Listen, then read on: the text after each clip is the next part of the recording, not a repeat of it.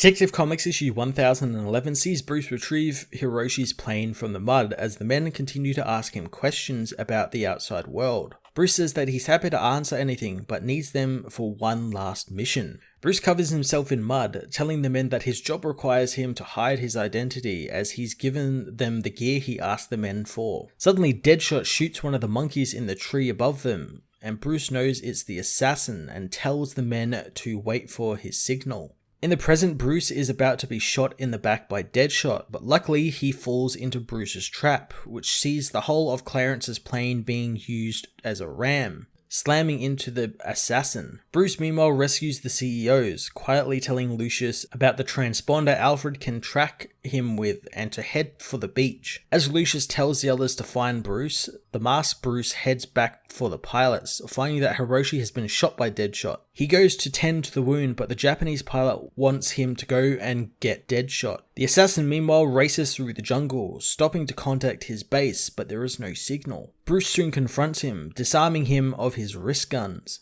Deadshot gets rid of his other weapons, intent on fighting the mysterious masked man in hand-to-hand combat. Bruce smashes Floyd's mask open, throwing him to the ground where the assassin uses a vine to strangle Bruce. The vine, however, snaps in Bruce's hands, allowing him to knock out the assassin and shut him up for good. The next morning, the CEOs are rescued thanks to Alfred, and Deadshot is arrested by the arriving soldiers. Alfred wonders where Bruce has gotten to and learns from Lucius that after taking out Deadshot, he went back into the jungle to establish that he was still alive, but he will be with them shortly. Bruce returns to the pilots, treating Hiroshi's wound. He asks Clarence if they are sure they want to stay, and they do, since they want to end their lives in the place where they've spent most of it, and it's all they know. Bruce understands, and he says that he'll leave them a comm unit so they can talk with him whenever they need to. Several days later, Bruce pilots his Batwing over the island, dropping off some crates of supplies for the men. The men retrieve the packages, finding a crate full of the best books from the last 50 years, as well as food and medicine. In the Gotham Barrens,